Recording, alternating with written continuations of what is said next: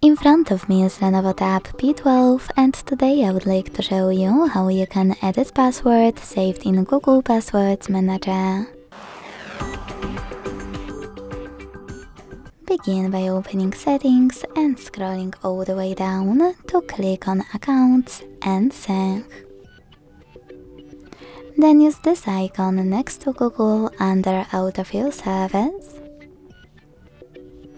Click on Google Password Manager and select one of your passwords you wish to edit. Following that, enter your current login method and hit on Edit button next to the delete one. Then you can change whatever you want to.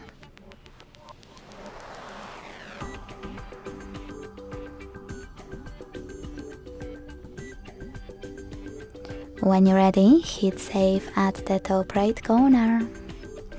Thanks so much for watching. If you enjoyed this video, leave a like, comment and subscribe. Bye!